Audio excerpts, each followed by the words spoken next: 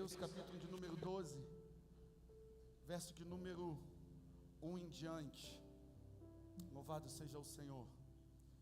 Diz assim: portanto também nós, uma vez que estamos rodeados por tão grande nuvem de testemunhas, livremo-nos de tudo o que nos atrapalha e do pecado que tão de perto nos rodeia, e corramos com paciência a carreira, o caminho, a vida que nos está proposta. Papai, em nome de Jesus, nós queremos orar a Ti e Te pedir que o Senhor fale aos nossos corações. Toda e qualquer, Senhor Deus, interferência, ministração da Tua palavra, nós damos ordem agora para que cesse e pare, Senhor Deus, mas que Teus filhos recebam a ministração da Tua palavra e que eles possam receber para eles e compartilhar para outros, porque nós sabemos, Senhor Deus, que Tu és bom e a Tua bondade é para sempre sobre as nossas vidas, em nome de Jesus, amém e amém e amém. Podem sentar, queridos. Amados, a mensagem de hoje tem como título: decida ser livre. Tome por decisão ser livre. Decida ser livre. Entenda, ninguém vem a Deus para continuar do mesmo jeito, queridos. Ninguém vem a Deus para continuar da mesma forma. Você não entregou a sua vida para Jesus para continuar vivendo a mesma vida que você vivia anteriormente. Não foi.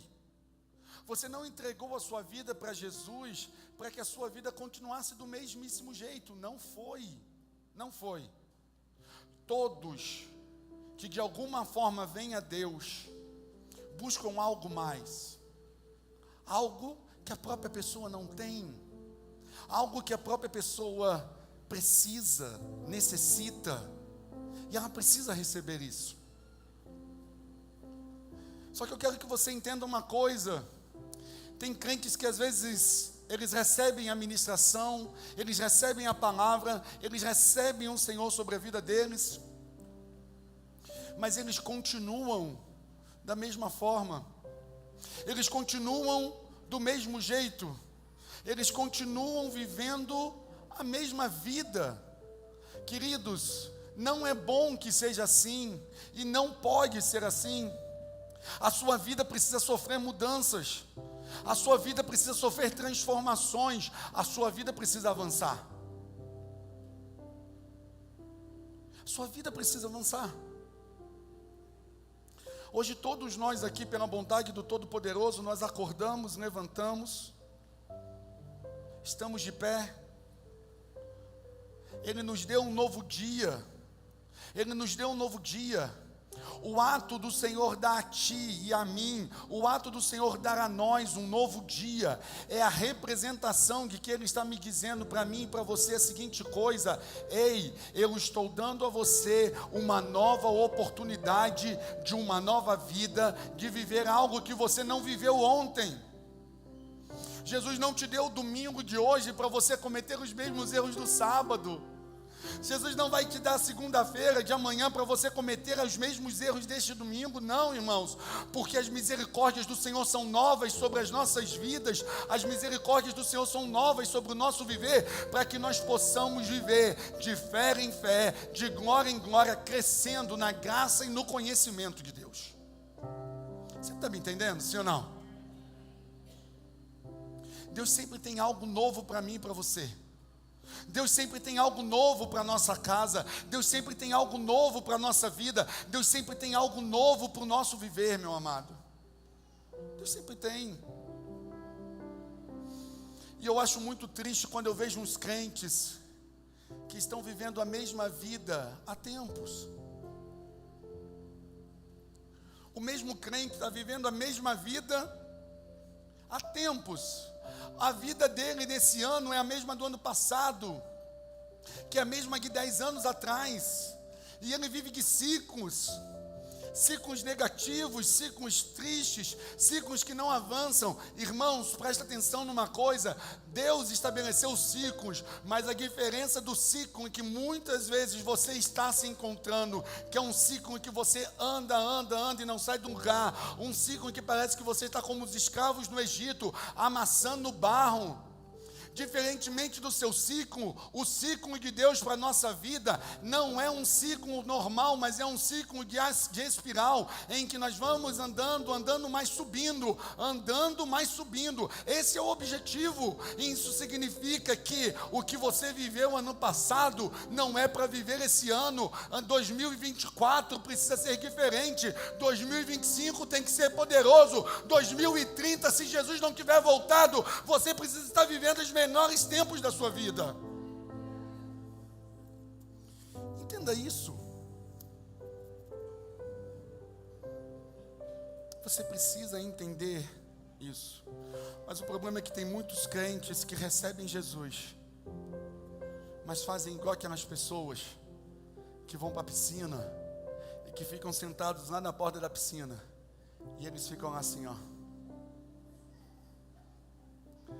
só balançando a perninha. E aí eles tentam, e a pessoa fica lá só balançando a perninha. Não!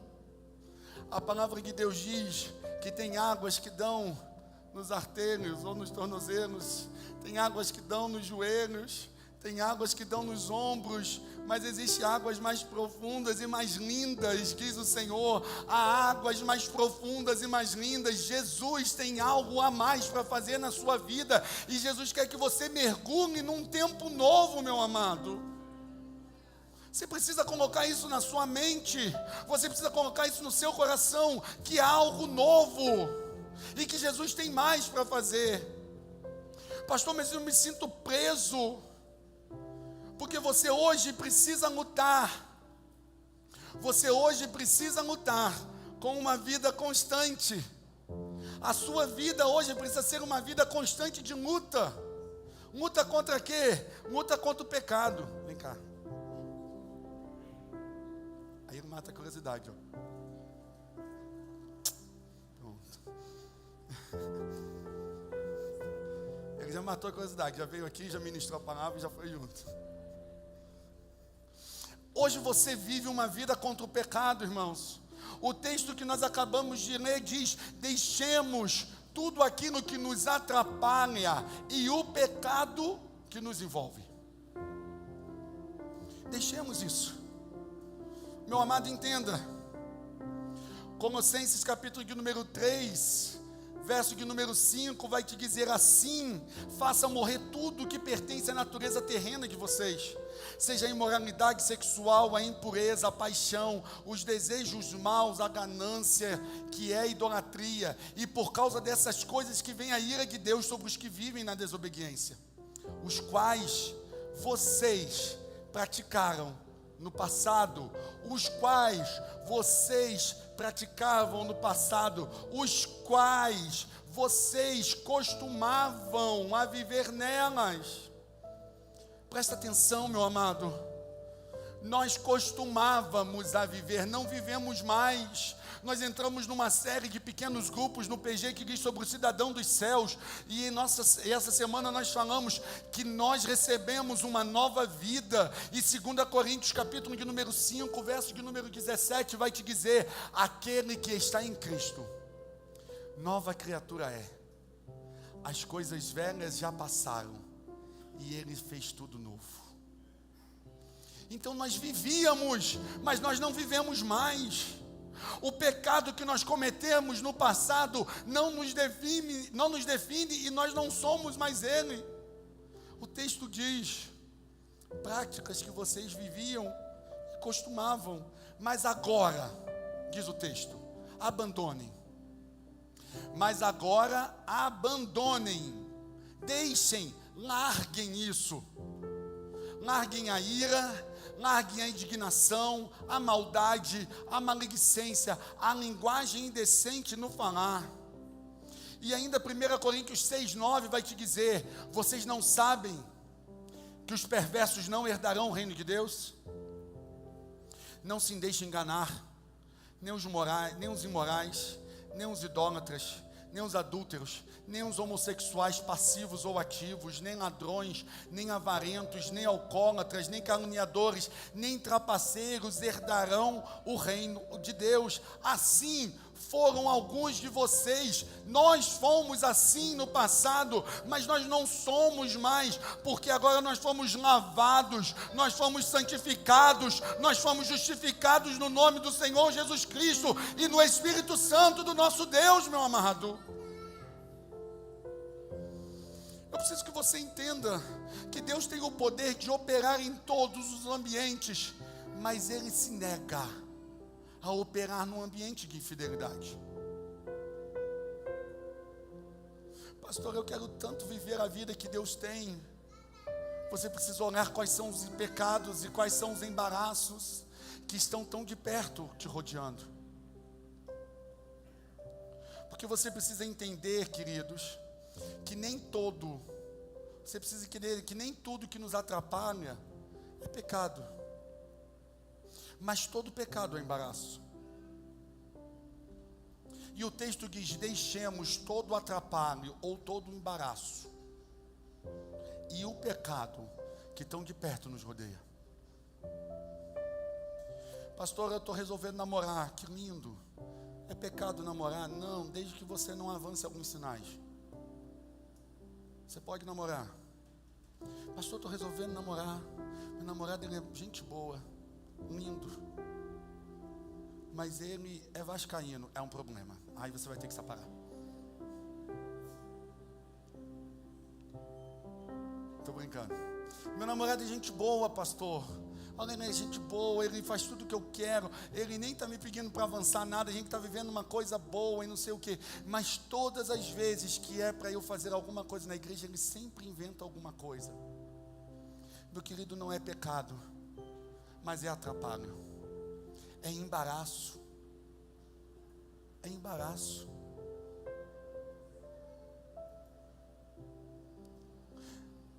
Você está se arrumando para sair, e a visita sabe que você é crente, que 6 horas da tarde você tem culto.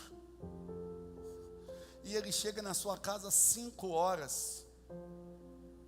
Irmão, isso já me aconteceu algumas vezes. E eu olhar para a pessoa e falar: tudo bem, como é que você está? Que bom que você veio. Quer tomar uma água? Não, porque já não dá nem tempo de tomar o café, porque eu já estou saindo para ir para a igreja. Porque você precisa entender que nem tudo é pecado. Tem muito atrapalho e muito embaraço que esteja atrapalhando a sua vida, e que você está olhando e falando: isso não é pecado. Mas todo pecado que você esteja vivendo está te atrapalhando. Eu preciso dizer que é possível você viver uma vida sem estar afundado em relacionamentos embaraçosos ou pecaminosos. É possível você viver uma vida sem estar afundado no pecado. Porque 1 João 3,6 vai te dizer isso, que todo aquele que permanece nele não vive no pecado. Jesus não te chamou para viver no pecado e viver uma vida constantemente no pecado. Pastor, mas isso não é pecado, isso é meu jeito de vida. Meu querido crente, amado, lindo, não chame de hábito aquilo que Jesus denominou como pecado. Se você é cavalo na sua casa com a sua esposa, com seus filhos, se você é um homem completamente grosseiro, se você é uma mulher completamente histérica na sua casa, não diga: não, isso é meu jeito, eu sou assim, é um hábito. Não, isso é pecado. Não chame de hábito aquilo que Deus chamou de pecado. Porque quando você chama de hábito, você quer se auto-justificar. E a autojustificativa do seu pecado apenas perpetua o poder de atuação dele na sua vida. Eu fiz isso porque a minha esposa fez. Eu fiz aquilo porque alguém fez. Eu fiz assim porque alguém fez assado comigo. Presta atenção, a desculpa que você está dando, é a brecha que você está abrindo para que Satanás continue atuando na sua vida. E todas as vezes que você dá desculpa para não vencer um erro e não se libertar daquilo, você precisa entender que você está deixando um terreno fértil para o inferno, para que ele semeie na sua vida. E Gálatas diz a seguinte coisa, que Deus não se zomba, tudo aquilo que o homem semear, isso ele vai recolher. Então, meu querido, grave essa frase. E é uma frase que eu uso muito. Quem é muito rápido em justificar-se é péssimo em arrepender-se. E não há mudança de vida sem arrependimento. Estão entendendo o que eu estou falando? Não há mudança de vida sem arrependimento. Quem é muito rápido em se justificar, quer apresentar as suas razões, quer se justificar o porquê fez isso, ele não está preocupado em se arrepender e mudar de vida, ele quer apenas perpetuar algo, e a sua justificativa é uma cunha, é uma brecha que Satanás está encontrando para continuar permanecendo, fazendo tudo aquilo que ele quer na sua vida. Não, pastor, um péssimo hábito. Qual é o péssimo hábito? Eu não consigo, eu não me dou bem com o relógio, e eu sempre atraso. Se você está fazendo as coisas de Deus com atraso, você está fazendo relaxadamente, e a Bíblia diz que isso é pecado. Você está me entendendo, sim ou não, queridos? Tá bom não, né? Tá difícil, né? Aguenta só mais um pouco. Jesus é bom e Satanás não presta.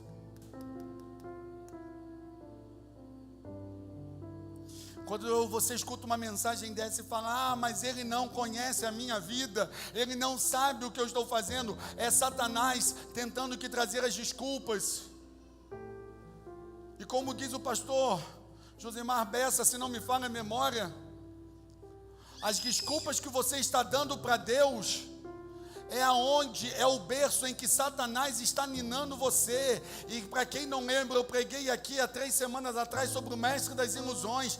Tem crentes aí que estão dormindo e estão sendo enganados, e estão sendo minados por Satanás e continuam dando desculpas, queridos. Mas hoje, em nome de Jesus, que toda desculpa e toda autojustificação na sua vida caia por terra em nome de Jesus, mas que você arrependa-se e receba do Senhor a justificativa eterna que só Ele pode dar. Porque grandes ministérios, grandes pessoas, grandes vidas foram minados por causa de pecados escondidos, por pecados que não falavam, hábitos contrários à palavra de Deus. E eu vou te deixar 6 decisões nessa noite que você precisa tomar para viver uma vida livre. Primeira decisão, para que você tenha uma vida livre e plena. Primeira, arrependa-se. Arrependa-se. Reconheça o seu pecado. Reconheça o seu pecado. Reconheça o pecado e o embaraço que está diante de você. Reconheça isso. Pastor, eu não consigo reconhecer. Esse é o problema dos crentes, eles só lembram do Espírito Santo para pedir as coisas. Mas a palavra de Deus diz, eu darei a vocês o Consolador, aquele que anda ao lado, aquele que está junto, e esse, diz Romanos, ensinará a vocês todas as coisas. Você não sabe por que a sua vida está do jeito que está? Pergunta para o Espírito Santo. Tenha coragem de perguntar para o Espírito Santo a seguinte coisa: Espírito Santo, aonde eu estou errando? E esteja com os ouvidos e com o coração aberto para ouvir, porque se você não reconhecer, você vai viver a mesma vida sempre. O começo da cura começa no reconhecimento. Toda cura começa no reconhecimento, irmãos. Não há cura sem reconhecimento.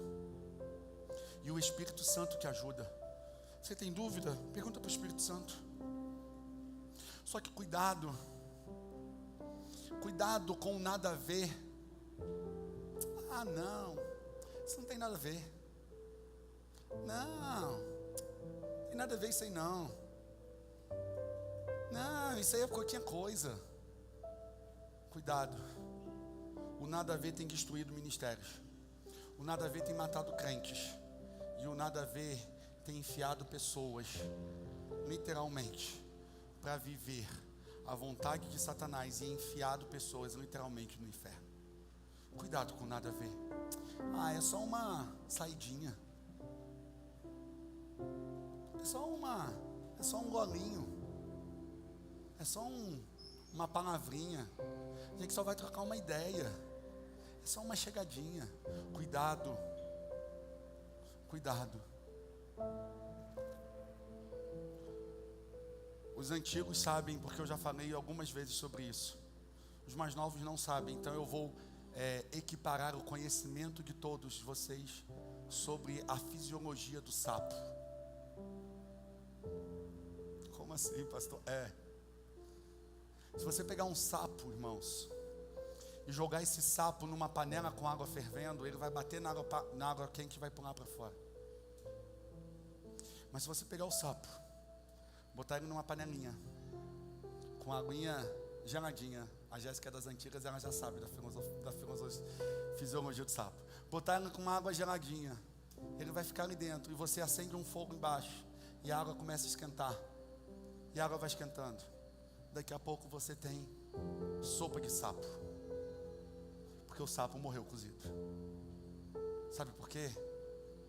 Porque na hora que chegou, ele saiu, mas foi gradativo. Cuidado.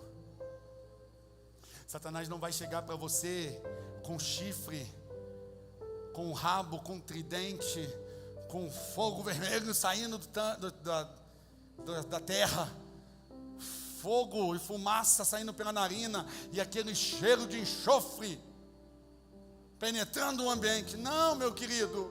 Gálatas diz que ele tem a capacidade de se disfarçar de anjos de luz. Então, meu querido, entenda: tudo aquilo que você percebe que está te afastando de Deus é um pecado e um atrapalho. Reconheça na autoridade do nome de Jesus, e se necessário for, jogue fora. Mas não brinque com o pecado. Segunda coisa, eu tenho que andar rápido, senão eu me empolgo, irmãos, e aí eu demoro a pregar. Segunda coisa, rompa com o padrão.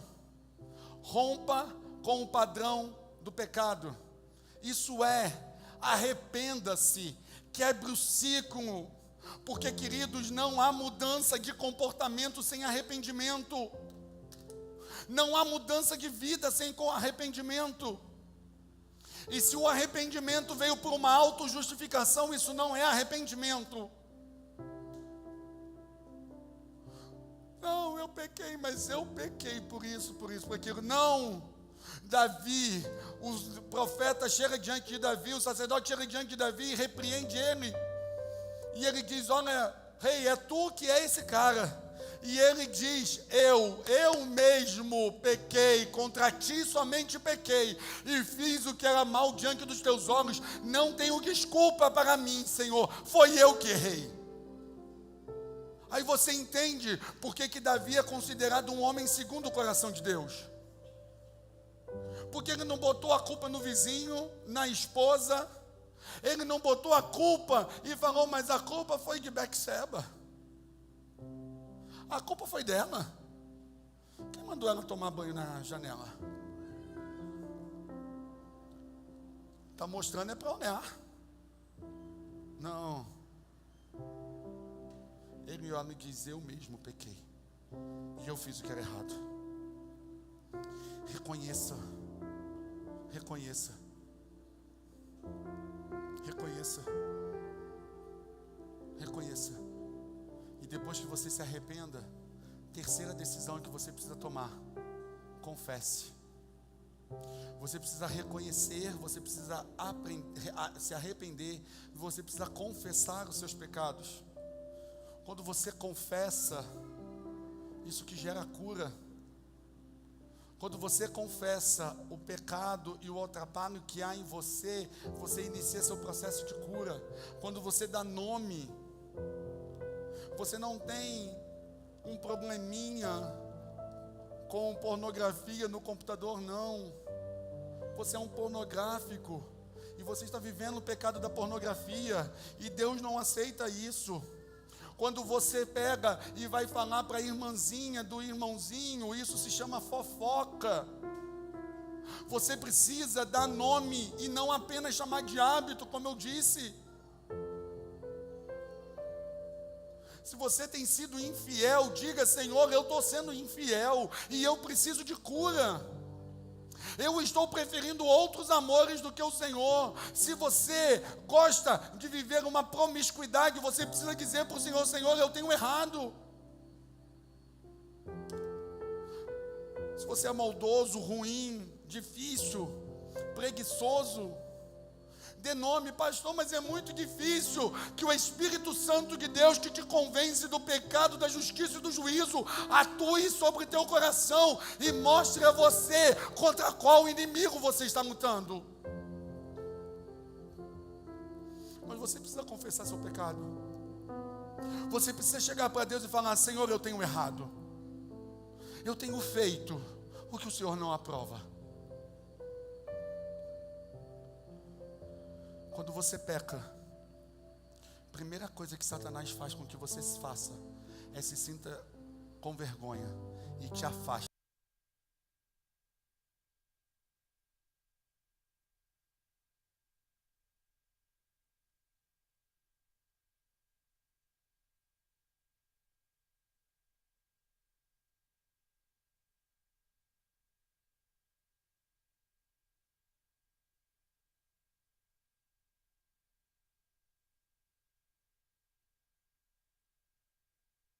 Se esconda, porque Ele não quer que você viva um processo de cura. Ele não quer que você viva um processo de cura. Pastora, me ajuda, por favor. Ele não quer que você viva um processo de cura.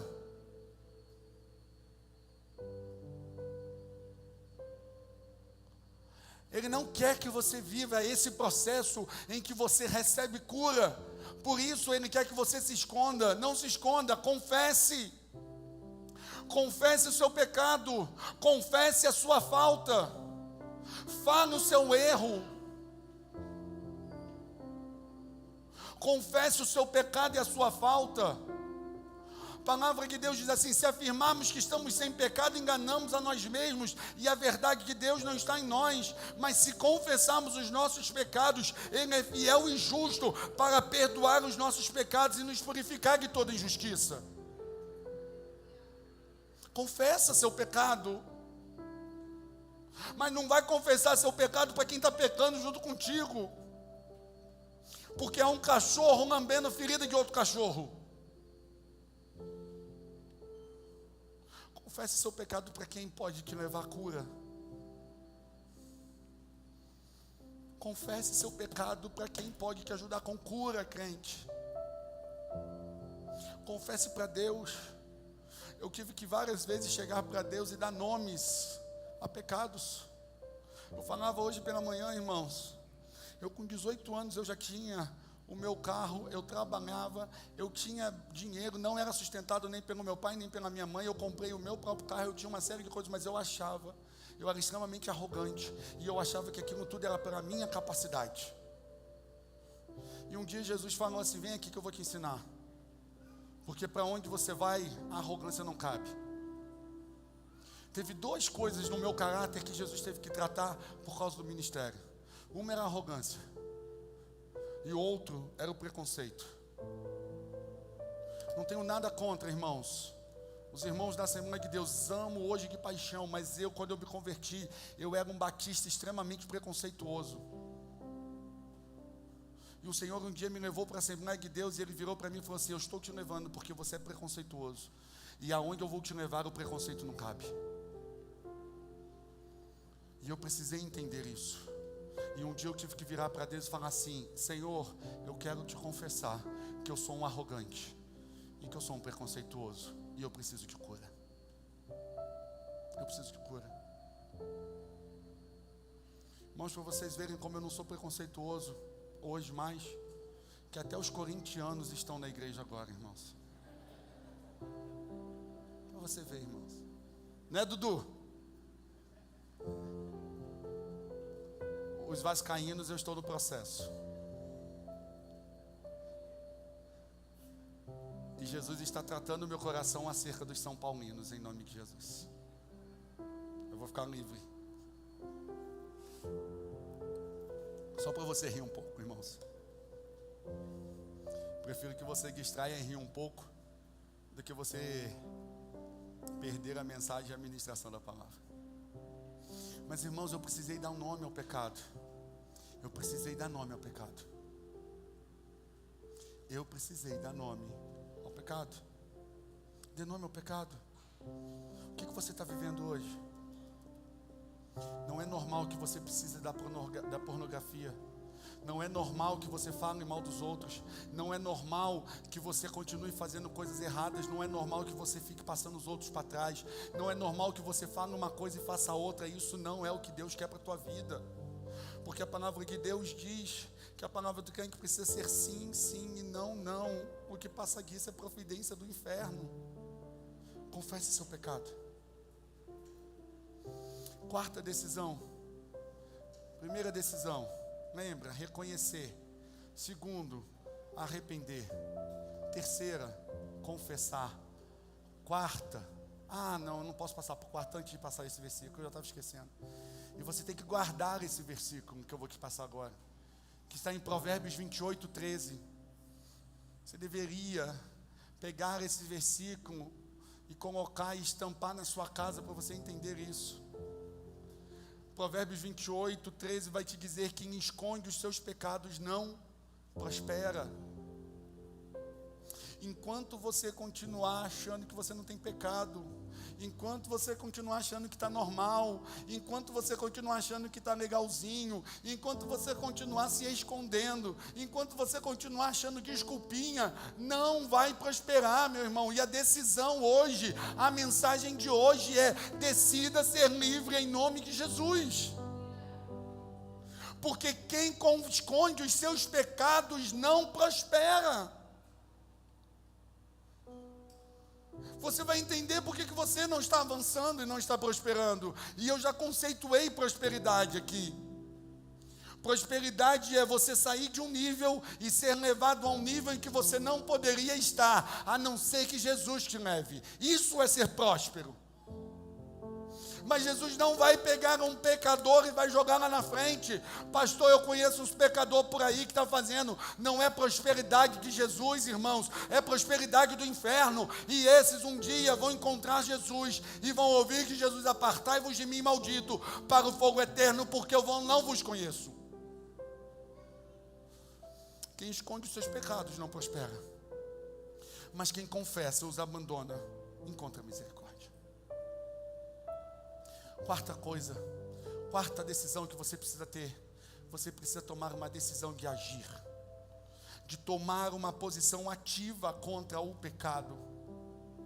Você não tem que tomar uma posição ativa contra seu pastor, contra a sua igreja, contra seu pai, contra sua mãe, contra quem quer que seja, não. Você precisa tomar uma posição ativa contra o pecado, contra o atrapalho, contra aquilo que está atrasando a sua vida.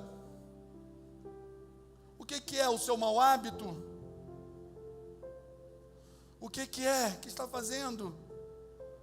É a preguiça? Tome uma posição ativa contra isso. Seja assertivo em suas ações. Faça tudo o que seja possível contra o pecado, irmãos. Nossa guerra é contra o pecado.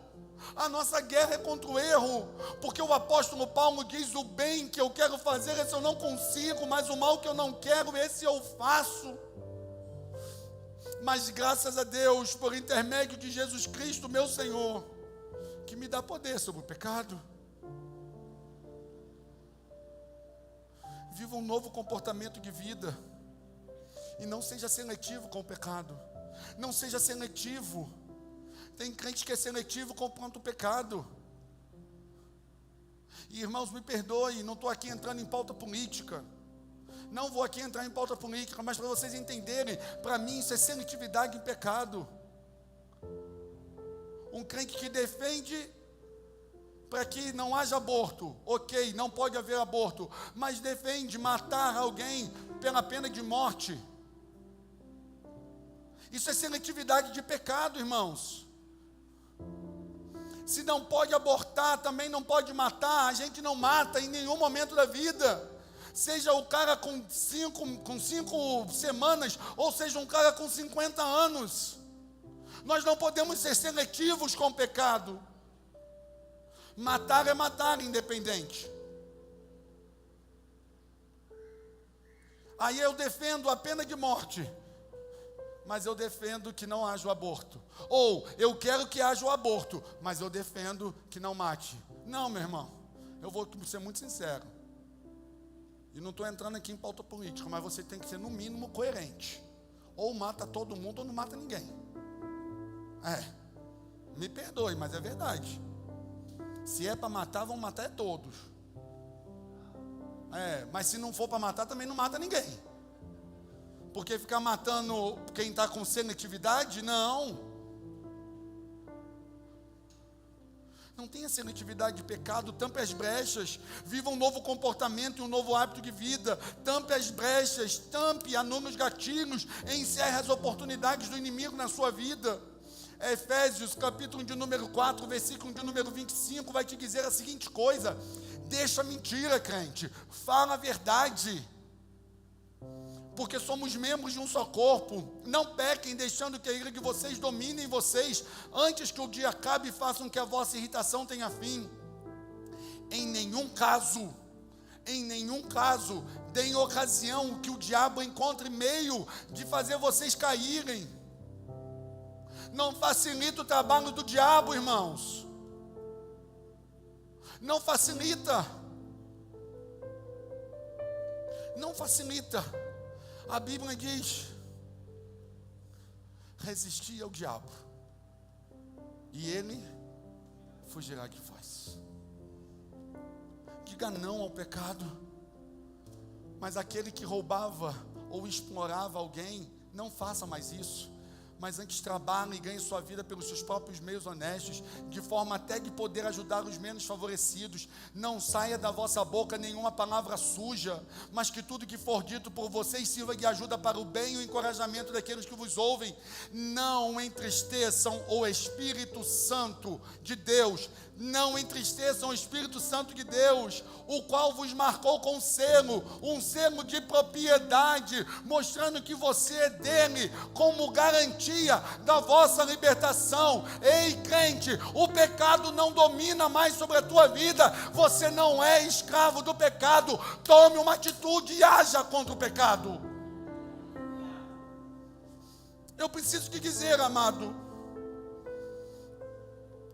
que a cadeia já foi aberta, a corrente já foi arrebentada, mas você precisa tomar uma posição de agir contra e falar: não quero mais isso na minha vida. Decida ser livre, decida reconhecer o pecado e o atrapalho que está atrasando a sua vida, decida se arrepender, decida confessar, decida agir. Decida entender que o Espírito Santo me dá poder para você vencer. Talvez você esteja pensando assim: pastor, mas é muito difícil. Isso que o senhor está falando é muito difícil. Não, crente. Ele diz assim: eu estarei com vocês todos os dias até a consumação dos séculos. Ele está do teu lado. A Bíblia diz que o Espírito Santo, o Paracletos, aquele que anda ao lado. Quando a palavra de Deus diz, quando Jesus diz: eu vos darei o Consolador, a palavra Paracletos, Consolador, Paracletos em hebraico significa aquele que anda ao lado. Eu vou interpretar para você, para que você entenda. Vou demonstrar de forma bem figurativa. Vem aqui, Dudu, vou te matar de vergonha agora. Vem cá, levante aí, macho, bonito, vem cá. Dudu está andando. Vem cá, daqui. Espírito Santo está aqui, ó, vamos embora, vamos andar, ande comigo, macho. E nós estamos juntos, e as coisas estão acontecendo, e ele fala com o Espírito Santo. E aí nós vamos voltar, e o Espírito Santo está com ele, andando ao lado dele, e está acontecendo alguma coisa aí, está entendendo o coração, e está aconselhando, obrigado, e ele está falando, o Espírito Santo anda com você, crente, ele dá força para que você vença essas coisas, você não é refém disso.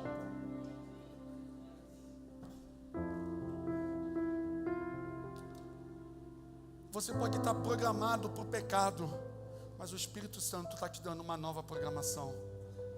Porque como diz a palavra do Senhor, como diz Salmos, em pecado me concebeu a minha mãe, mas graças a Deus, Jesus me deu uma nova natureza e um novo coração. Então, quinta coisa, entenda que o Espírito Santo é a sua força. Ele quer reprogramar você. E eu termino falando a sexta e última coisa. Deixa eu só citar esse versículo. Da mesma forma, o Espírito nos ajuda em nossa fraqueza, pois não sabemos como orar, mas o próprio Espírito intercede por nós com gemidos inexprimíveis. E última coisa, última decisão. Primeira, reconheça. Segunda, arrependa-se. Terceiro, confesse. Quarto, haja. Quinta, entenda que o Espírito Santo está com você. E sexta e última, não volte. Não volte. Não volte para debaixo da condenação da qual o Senhor já te libertou, querido. Romanos capítulo de número 8, versículo de número 1 diz que nenhuma condenação há para os que estão em Cristo Jesus, mas já passaram da morte para a vida. Ele te deu uma nova vida, queridos. Satanás vai querer fazer você voltar lá para trás, mas resista ao diabo e ele vai fugir de você. Decida ser livre em nome de Jesus. Decida ser livre. Como diz Gálatas 5:1, procure com firmeza permanecer livres, beneficiando da liberdade com que Cristo nos libertou. E não se deixe prender de novo a cadeias da sujeição. Jesus já te libertou. Jesus já salvou a tua vida. Jesus quer te dar uma nova história. Jesus quer te dar um novo coração. Satanás quer manter você escravo. Jesus já rompeu as cadeias para te deixar livre. Um dos textos que eu mais gosto na Bíblia está em Colossenses capítulo de número 2, que diz que a cédula de acusação, a escrita da dívida de acusação que o inimigo tinha contra mim e contra você, diz a palavra, que ela foi cravada na cruz do Calvário e foi escrito tetelestai, está consumado, foi pago. Nós somos livres. Não volte para debaixo da condenação da qual o Senhor te livrou. O pecado que tão de perto te rodeia, joga fora. Não volte mais. Como diz Mateus, se o teu olho te faz pecar, arranca e lança fora. Se a tua mão te faz pecar, corta ela e joga fora. Meu querido, escute o que eu estou aqui falando. Se o teu trabalho está fazendo você desonrar a Deus, peça demissão, meu querido. Antes convém honrar a Deus do que aos homens. Pastor, mas o senhor não sabe o que eu passo na minha casa, então por que você não conhece o Deus a que você serve? Você não conhece o Deus a que você serve. Pastor, eu estou desesperado, eu vou casar com o primeiro homem que me aparecer na frente, que Satanás vai botar a pior traste para você. Cuidado. Jogue fora. Jogue fora. Jogue fora.